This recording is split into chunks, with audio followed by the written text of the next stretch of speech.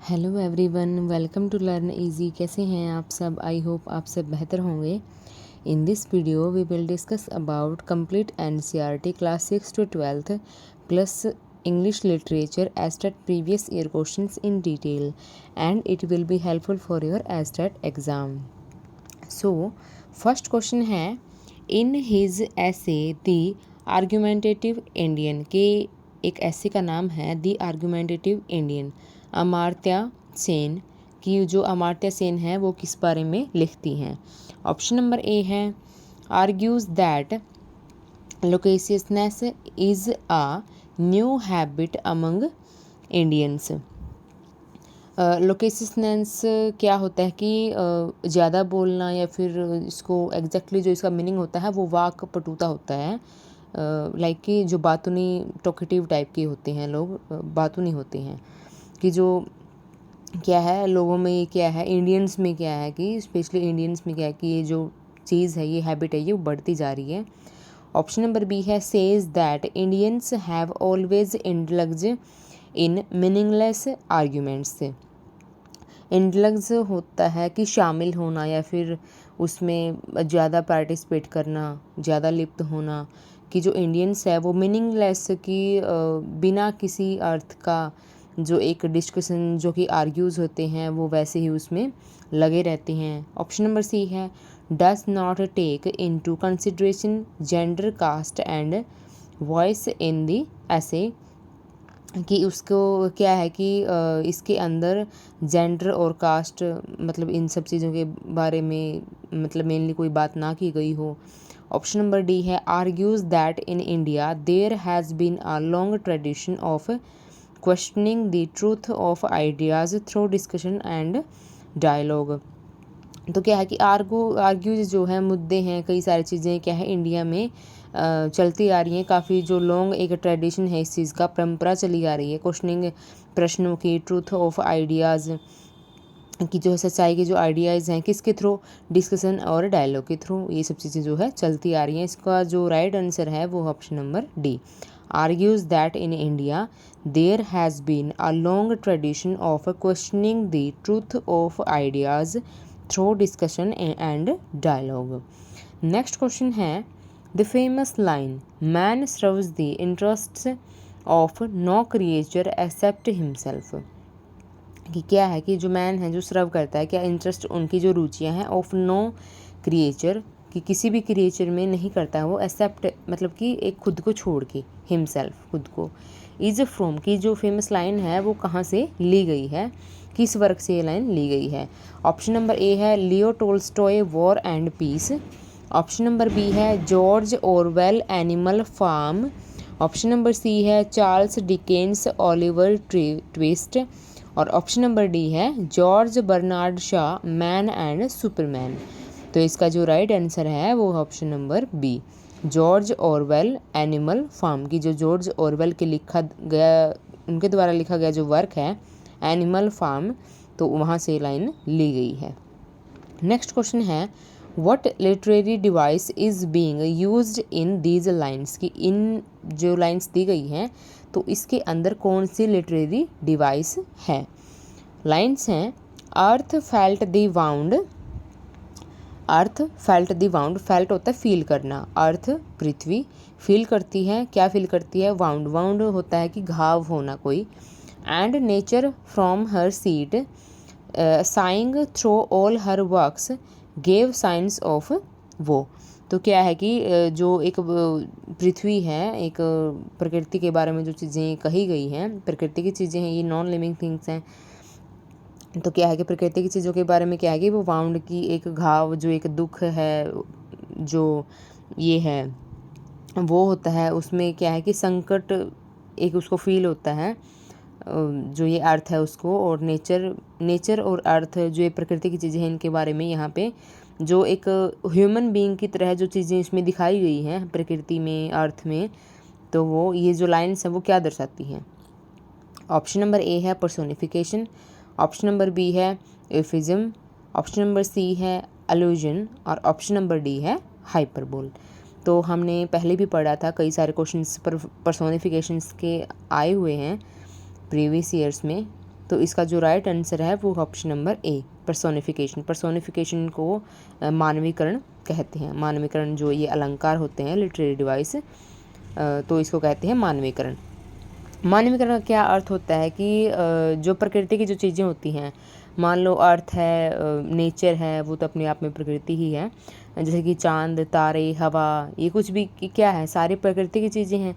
तो अगर कहीं भी किसी भी वर्क में, किसी भी पोएम में आपको कहीं भी ये चीज़ें मिलेगी, वो जो है फील करती है, या फिर कुछ भी, मतलब जो ऐसी जो एक्टिविटीज़ जो कि ह्यूमन बींग्स ही करते हैं, जो बाकी जो नॉन लिविंग थिंग्स हैं वो नहीं कर सकती, उनकी नहीं होती। इनकी जो फीचर्स, ये सब चीज़ें, ये जो काम है, ये किसका होता है, ये ह्यूमन बींग्स का होता है। लेकिन ये क्या है कि एक जो पोइट है वो इसमें, इसके अंदर उनको दर्शाता है, इन फीलिंग्स को, इन एक्टिविटीज़ को। तो ऐसी जो लाइन्स होती हैं, सेंटेंस होते हैं, तो वहाँ पे कौन सा, मतलब कौन सी लिटरेरी डिवाइस होती है, वहाँ पे होती है पर्सोनिफिकेशन।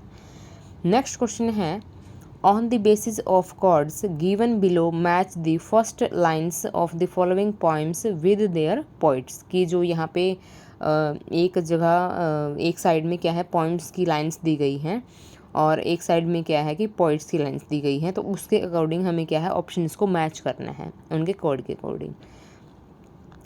ऑप्शन नंबर ए की जो लाइन है, T is better to have loved and lost then never to have loved at all. Option number B की लाइन है, two roads divorced in a wood and I took the one less travelled bye. C option है, at 20 I tried to die and get back back back to you. Option number D की line है, ट्रीड softly because you tread on my dreams. और जो poets की जो lines हैं उसमें first option है W.B. येट्स, ऑप्शन नंबर बी है साइल्विया प्लाथ, ऑप्शन नंबर सी है रॉबर्ट फ्रॉस्ट, और ऑप्शन नंबर डी है अल्फ्रेड लॉर्ड टेनिसन। तो इनकी ये जो लाइंस दी गई हैं आपस में, तो इनका क्या है कि हमें जो पोइट है उसके अकॉर्डिंग जो पोइम्स की लाइंस है, जिसकी जो लाइंस हैं जिस पोइम की, तो हमें इसको मैच करना है। इसमें जो ऑप्शन दिए गए हैं इसके अकॉर्डिंग जो इसका राइट आंसर होगा वो ऑप्शन नंबर ए। ऑप्शन नंबर ए में कौन से ऑप्शंस दिए गए हैं इसकी तरह से, जो पोएम की लाइन ए है उसका ऑप्शन आएगा फोर्थ वाला। ए लाइन कौन सी है, टेस better to have loved and lost then never to have loved at all. ये जो लाइन है ये किस पोइट की लाइन है, अल्फ्रेड लॉर्ड टेनिसन, ठीक है। और फिर जो ऑप्शन नंबर बी है, जो बी की लाइन है, two roads diverge in a wood and I took the one less travelled by, कि जो बी की लाइन है वो कौन सी है, जो ऑप्शन नंबर थर्ड है उनकी, रॉबर्ट फ्रॉस्ट। ये वो जो पोएम है, हमने इसके क्वेश्चंस पहले भी किए हैं कि जो पोइट है उसके सामने दो रास्ते होते हैं, कि वो उसके अंदर क्या है कि एक मन में क्या है कि एक द्वंद्व जो चल रहा होता है, माइंड में कॉन्फ्लिक्ट चल रहा होता है कि वो कौन सा रास्ता चुने। और ऑप्शन नंबर सी जो है, सी का है सेकंड। ऑप्शन नंबर सी की लाइन है, at 20 I try to die and get back to you. तो इसका जो ऑप्शन नंबर सेकंड है, जो ये पोइट हैं साइल्विया प्लाथ, ये इनकी पोएम की लाइन है। ऑप्शन नंबर डी वाली लाइन है, इसका आएगा first, tread softly because you tread on my dreams, इसका आएगा फर्स्ट। अब कौन बचता है, W.B. येट्स, तो ये इनकी पोएम की लाइन है। तो इस तरह से जो ऑप्शन नंबर ए है वो इसका राइट आंसर होगा।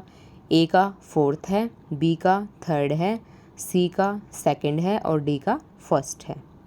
नेक्स्ट क्वेश्चन है, queen Gertrude is in one of William Shakespeare's play is the mother of. एक कैरेक्टर का नेम है क्वीन गर्ट्रूड। कैरेक्टर का नेम क्या है, क्वीन गर्ट्रूड। तो वो क्या है कि जो विलियम शेक्सपियर का एक प्ले है, उस प्ले के अंदर वो किसकी मदर है, किसकी वो माता है। तो ऑप्शन नंबर ए है मैकबेथ, ऑप्शन नंबर बी है एंटोनियो, ऑप्शन नंबर सी है हैमलेट और ऑप्शन नंबर डी है ओफेलिया। तो इसका जो राइट आंसर है वो है ऑप्शन नंबर सी हैमलेट, कि जो विलियम शेक्सपियर है उनका एक प्ले है हैमलेट, उसके अंदर जो क्वीन गर्ट्रूड है वो हैमलेट की मदर होती है। नेक्स्ट क्वेश्चन है the life of Mahatma Gandhi is written by, कि एक बुक का नाम है the life of Mahatma Gandhi is written by, कि वो किसके द्वारा लिखी गई है। ऑप्शन नंबर ए है Tishani Doshi, option number B है Anne Frank, option number C है लुइस फिशर और ऑप्शन नंबर डी है श्री अरबिंदो। तो इसका जो राइट आंसर है वो ऑप्शन नंबर सी। ये जो एनसीईआरटी की जो क्लासेस की जो बुक्स हैं उसके अंदर ये वहाँ से ये लेसन लिया गया है। लुइस फिशर उनके द्वारा लिखी गई थी the life of Mahatma Gandhi. वो इंडिया में तब आए थे जब जो महात्मा गांधी है वो जो आंदोलन है आज़ादी के लिए जो आंदोलन है वो कर रहे थे, उस टाइम ये इंडिया आए थे। नेक्स्ट क्वेश्चन है the Nobel prize in literature 2018 was given to, कि एक नोबेल प्राइज़ है लिटरेचर का, साहित्य का द नोबेल प्राइज़ है 2018 में गिवन टू, वो किसको दिया गया था। ऑप्शन नंबर ए है Bob Dylan, option number B है Alice Munro, option number C है डोरिस लेसिंग और ऑप्शन नंबर डी है नन ऑफ दीज, कि इनमें से किसको वो जो नोबेल प्राइज़ है लिटरेचर का 2018 में किसको दिया गया था। तो ये जो नेम्स दिए गए हैं ऑथर्स के, राइटर्स के, इनमें से ये नोबेल प्राइज़ है किसी को भी नहीं मिला था। तो इसका जो राइट आंसर है वो option number D none of these. Next question है who does Amitav Ghosh write about in the ghat of the only world, कि अमिताभ घोष है वो राइट मतलब कि लिखते हैं the ghat of the only world, किसके बारे में वो इसमें लिखते हैं। ऑप्शन नंबर ए है Agha Shahid Ali, option number B है V.S. Naipaul, option number C है विक्रम शेठ और ऑप्शन नंबर डी है अरुंधति रॉय। तो इसका जो राइट आंसर है वो option number A Agha Shahid Ali. Next question है identify the literary device in, कि इसके अंदर क्या है कि लाइंस दी गई हैं, इसके अंदर हमें लिटरेरी डिवाइस कौन सी है वो हमें फाइंड आउट करना है। Brutus peace count the clock, और कॉसिस क्या कहते हैं the clock has stricken 3, the clock has stricken 3। Stricken क्या है कि वो स्ट्रिकन का एक एग्जैक्टली मीनिंग होता है त्रस्त होना। स्ट्रिकन क्या होता है त्रस्त होना। त्रस्त मतलब कि एग्जैक्टली टाइम का उसको ना पता हो, ठीक है। ऑप्शन नंबर ए है ओनोमेटोपिया, ऑप्शन नंबर बी है अनार्कोनिज्म, ऑप्शन नंबर सी है एनालॉगी और ऑप्शन नंबर डी है एंथेसिस। तो इसका जो राइट आंसर है वो ऑप्शन नंबर बी अनार्कोनिज्म। ये अनार्कोनिज्म क्या होता है कि इसका जो प्रॉपरली मीनिंग है वो है कालभ्रम होना। कालभ्रम क्या है कि तिथि या फिर समय, मतलब डेट हो या फिर टाइम हो, उसका एग्जैक्टली ना पता हो, उसका जो है एग्जैक्टली ना पता हो, उसमें क्या है कि प्योरिटी ना होना, एग्जैक्टली ना पता हो, प्योरिटी ना होना, तो इसका होता है कालभ्रम। जो एग्जैक्टली इसका मीनिंग होता है वो होता है कालभ्रम। तो इसमें क्या है कि इसने ये पूछा है, तो इसमें क्या है कि स्ट्रिकन 3, तो इसमें क्या है कि इसने एग्जैक्टली बताया नहीं है, जो टाइम है वो इसने एग्जैक्टली नहीं बताया है। तो इसमें जो लिटरेरी डिवाइस है वो होगी ऑप्शन नंबर बी अनार्कोनिज्म, ठीक है। नेक्स्ट क्वेश्चन है all children except one grow up is the opening line of, ये जो लाइन्स दी गई है, ये लाइन दी गई है ओपनिंग लाइन है, मतलब शुरुआत की लाइन है, ये कहाँ से ली गई है। ऑप्शन नंबर ए है little women by Louisa M Alcott, option number B है Anna Karenina by Leo Tolstoy, option number C है David Copperfield by Charles Dickens और ऑप्शन नंबर डी है Peter Pan by James Barrie. तो इसका जो right answer है वो option number D Peter Pan by James Barrie. So guys, इसी तरह से हम एनसीईआरटी और इंग्लिश लिटरेचर से रिलेटेड एस्टेट PYQs डिटेल में डिस्कस करेंगे और एनसीईआरटी क्लास 6 to 12 के शॉर्ट नोट्स की कंप्लीट पीडीएफ मैंने लर्न इजी के टेलीग्राम चैनल में शेयर कर दी है। और एस्टेट PYQs की पीडीएफ भी मैं टेलीग्राम चैनल पर डेली शेयर करूँगी और टेलीग्राम चैनल का लिंक मैं इस वीडियो के नीचे शेयर कर दूँगी। वहाँ से आप लर्न इजी के टेलीग्राम चैनल को ज्वाइन कर सकते हैं। वीडियो पसंद आए तो लाइक, सब्सक्राइब और शेयर करना ना भूलें। Thanks for watching.